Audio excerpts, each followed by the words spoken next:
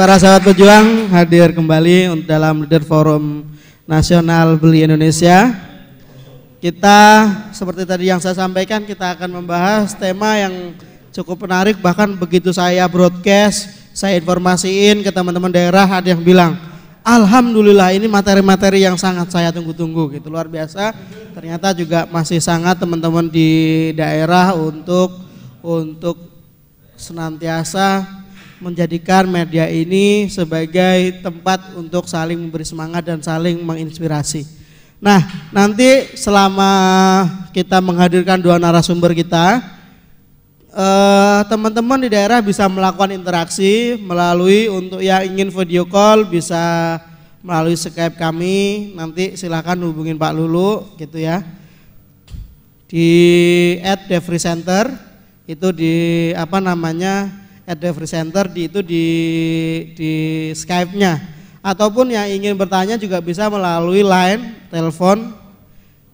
Nanti ditulis sama Pak Lulu, itu ada yang jalan di bawahnya, itu nanti ada line-nya @nursodik gitu. Nanti telepon ke sana yang ingin bertanya secara langsung, dialog interaktif dengan para narasumber kami.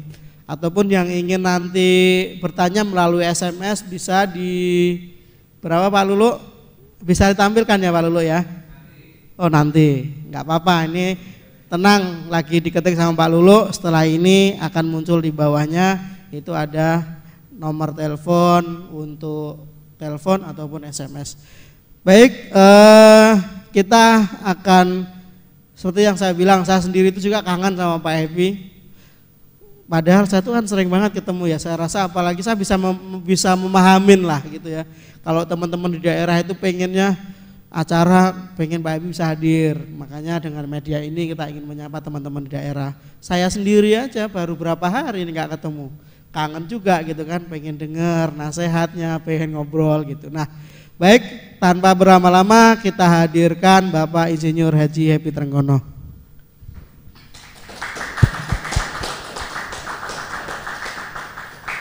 Assalamualaikum Pak Happy, apa kabar? Waalaikumsalam warahmatullahi wabarakatuh. Sehat Pak? Alhamdulillah. Gak ngantuk ini Pak? Sebentar lagi mungkin ya. Masih jet lag. Baik Pak, apa nih kan baru pulang nih Pak. Saya juga tahu tadi malam Mas Anda itu masih pasang status jam 12 ini, masih di bandara gitu. Berarti kan belum nyampe. Selama perjalanan mungkin ada yang ini Pak, pelajaran buat teman-teman. Iya, saya kan ke Amerika pada kesempatan ini menengok anak, ya. Jadi anak itu melanjutkan SMA kelas 3-nya di Amerika dan pingin lihat-lihat sekolah universitas mana yang akan dimasuki. Dari kampus ya Pak ceritanya ini? Iya, ke UC Berkeley, ke UW dan sebagainya. Nah, memang saya sih pinginnya, ya anak itu sekolah di sini, ya. Tetapi memang ketika kita bicara bisnis, saya selalu ngomong bisnis, belajar bisnis di Amerika, belajar dagang di Cina gitu. Nah, saya sih pingin suatu saat orang belajar bisnis Indonesia, itu di Indonesia. Amin. Kalau IIBF ini udah bisa melahirkan jutaan pengusaha ya, dan Indonesia sudah melakukan riset yang luar biasa gitu. Memang Amerika ini ilmu pengetahuan itu berkembang ya kalau kita bicara bisnis ya, karena kehidupan kampus dengan bisnis kan menyatu kalau di sana. Ya, seperti Bill Gates dan sebagainya itu ya dekat dengan kampus. Seperti Harvard segala macam. Jadi konsep-konsep marketing, konsep membangun bisnis itu banyak lahir di sana. Bahkan kalau kita lihat seperti riset-riset luar angkasa itu juga lahir dari sana kan, banyak ayat-ayat Al-Quran yang mengatakan bahwa bumi itu hanya seperti butiran pasir, itu benar-benar dibuktikan oleh mereka gitu. Nah kenapa? Karena mereka melakukan riset yang luar biasa. Nah suatu saat insya Allah Indonesia masa depan, insya Allah ya Pak, ya, IIBF. Baik, terima kasih, silakan duduk dulu Pak Happy. Terima kasih. Baik, sahabat pejuang, sebelum itu juga kita akan hadirkan salah satu narasumber yang sudah saya informasikan kepada sahabat pejuang di seluruh tanah air. Beliau ini pemilik dari Toha Putra, percetakan Al-Quran, yang konon gitu. Memang beliau agak ini sama sih. Memang kalau tokoh-tokoh besar itu selalu nggak enak.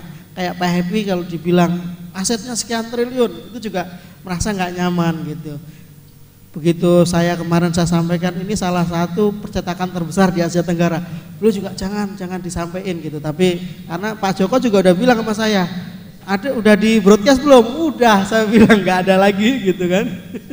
Nah baik, beliau dari Semarang, nanti kita akan gali dari beliau bagaimana beliau membangun salah satu penerbitan Al-Quran gitu ya. Kalau percetakan kan kesannya gimana, kalau penerbitan Al-Quran, dan nanti kita gali apakah hanya Al-Quran atau ada yang lain gitu. Karena dulu waktu saya di Transmigrasi, maklum ya, Transmigrasi itu kan bukunya dikasih sama pemerintah. Yang saya ingat itu meskipun saya masih kecil, itu Al-Qur'annya itu ya mereknya kayak payung itu kan, Toha Putra gitu. Kalau buku-buku tahlilan ini itu gitu. Nah, baik, kita akan hadirkan Pak Hasan Toha. Assalamualaikum. Waalaikumsalam warahmatullahi wabarakatuh. Ya. Hadap ke sana. Oh, ya. Sini Pak, monggo. Oh ya. Sehat Pak Hasan. Alhamdulillah rabbil alamin. Ya terima kasih nih Pak udah bisa hadir di studio kami. Ya. Monggo Pak, silakan duduk.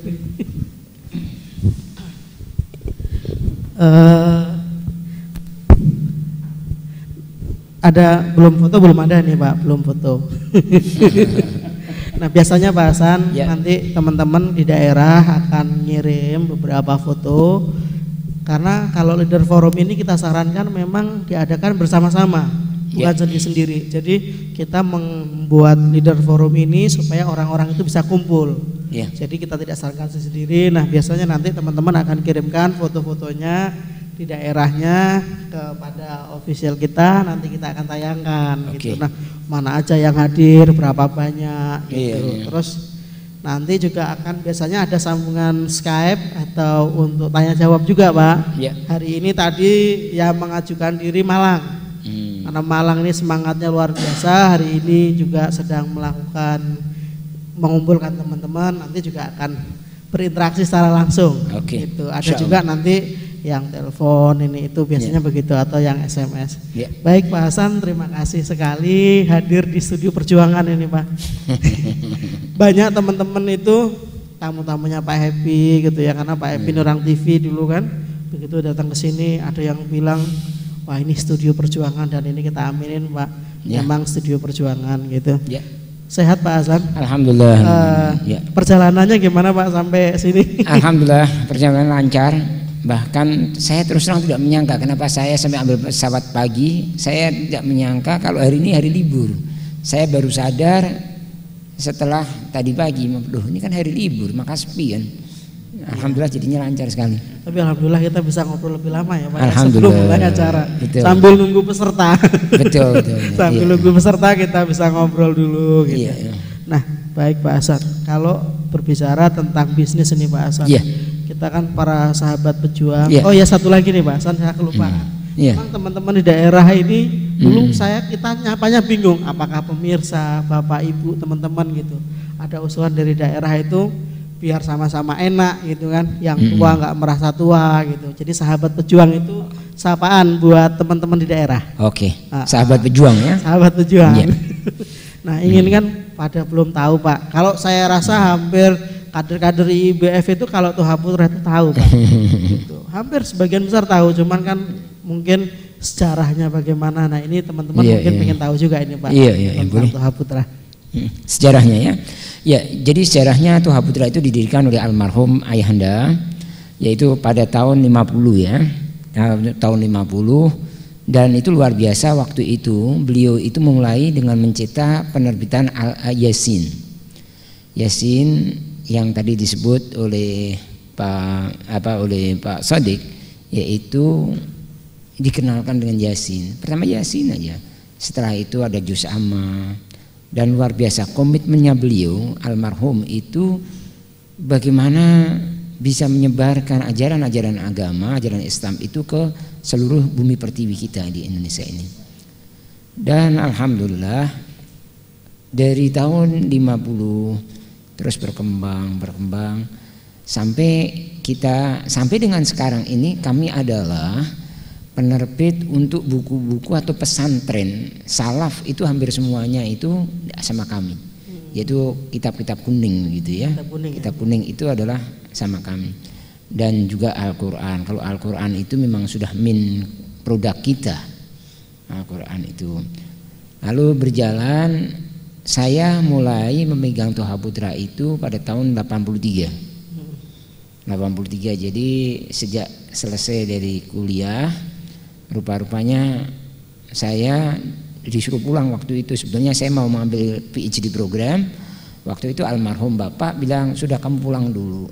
Pulang, suruh menikah, nanti habis itu kuliah lagi. Rupa-rupanya setelah menikah, ya pulang, dikasih pekerjaan yang akhirnya tidak, sekolahnya nggak jadi deh. Jadi akhirnya saya nggak jadi sekolah, jadi PhD saya nggak jadi. Tapi alhamdulillah saya bersyukur sekali saya sekarang ini bisa menekuni di dunia bisnis. Nah sampai sekarang alhamdulillah produk-produk kami itu Al-Quran maupun kitab-kitab itu sampai dengan hari ini masih eksis. Nah itulah. Saya masih lihat juga itu Pak sekarang. Apanya? Al-Quran, produk-produk yang lain. Iya betul. Saya merasa bangga juga itu Pak, lihat wah alhamdulillah orang IPF. Oh iya itu mungkin ya. Saya tuh kadang terus terang kalau bilang ada satu produk 5.000 satu bulan itu dianggap adalah sudah best seller ya. Mungkin iya untuk produk-produk tertentu, untuk buku ya. Saya punya buku yang luar biasa itu diterbitkan kira-kira pada tahun di awal penerbitannya itu 76. Tahun 76. Sampai dengan sekarang itu omsetnya setiap bulan itu konstan terus, yaitu tidak kurang dari 150 sampai 200 ribu monthly. Itu yang disebut dengan tuntunan salat, risalah tuntunan salat lengkap. Itu luar biasa ya, Pak.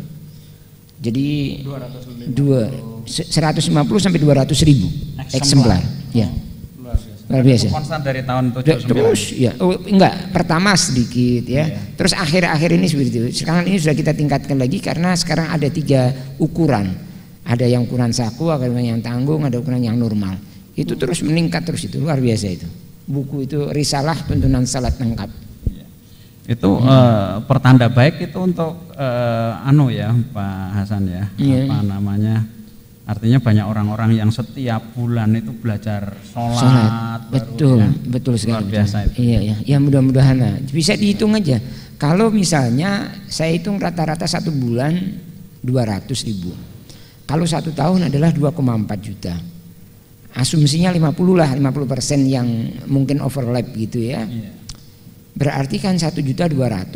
1.200.000 kalau orang belajar sholat. Terus sekian tahun itu kan insya Allah banyak itu manfaatnya. Insya Allah. Dan itulah yang saya melihat itu visi dari almarhum ayahanda itu, karena beliau mengatakan dakwah ini tidak harus di atas mimbar. Saya kepingin karena tidak bisa dakwah, nggak punya ilmu, kepingin dakwah melalui buku. Kalau boleh tahu nih Pak, kan tentu pilihan bisnis ini kan banyak ya Pak ya. Iya. Apa yang membuat saya harus nekunin ini gitu Pak? Saya atau almarhum? Ya almarhum dulu ya. Mungkin. Kalau almarhum tadi karena beliau itu kepingin bisa berdakwah tapi tidak bisa di atas podium ya. Beliau mikir apa yang bisa diberikan, ya sudah melalui media. Dan media cetak itu memang tidak secanggih yang sekarang ini. Kalau sekarang ini kan jauh lebih canggih ya dengan media IT, misalnya dengan TV, media-media digital ini kan banyak. Tapi ini dicetak ini luar biasa. Alhamdulillah. Nah, itulah yang melatar belakangi bagaimana beliau itu menekuni penerbitan Islam karena kepingin dakwah saja. Dan memang alhamdulillah lah, saya merasakan ya, saya merasa bersyukur lah. Saya dilahirkan dari orang tua yang punya komitmen untuk berdakwah tinggi, sehingga kami dengan keluarga saat ini tetap konsisten untuk mengembangkan dakwahnya tadi itu. Luar biasa. Ini Pak Happy, kalau saya ingat dari IPF itu kan selalu bilang, apalagi Pak Happy selalu sampaikan, kalau bisnis itu nggak ada nilai dakwahnya, mending kita tidur aja gitu. Mungkin Pak Happy bisa jelaskan itu Pak hari ini Pak. Iya. Jadi sebenarnya tadi bagus sekali yang disampaikan Pak Hasan itu, bahwa dakwah itu kan nggak harus di atas mimbar, dengan berbagai cara. Ya, dengan kita melakukan menjadi inspirasi buat orang lain, saya rasa itu juga dakwah ya. Bagaimana kita menerapkan nilai-nilai syariah gitu. Kan Toha Putra ini perusahaan Al-Quran ya, mesti insya Allah juga menerapkan nilai-nilai syariah yang luar biasa, yang ternyata namanya juga Toha Putra gitu kan, bukan nggak harus Al-Barkah atau iya ya. Mungkin hari ini Pak Hasan bisa cerita banyak ya suka dukanya, karena di dalam bisnis percetakan sendiri kan bersaing ketat juga Pak Hasan ya. Betul sekali. Iya, kalau saya lihat di IBF terutama banyak teman-teman yang mengandalkan proyek-proyek di Dignas, apakah Pak Hasan itu termasuk yang bermain di sana atau enggak? Nah, gimana nih Pak Hasan? Iya, terima kasih Pak Hebi. Ini menarik sekali. Memang kalau kita berbicara bisnis itu bagaimana kita berbicara proyek ya. Saya sudah meninggalkan proyek itu sejak tahun 96.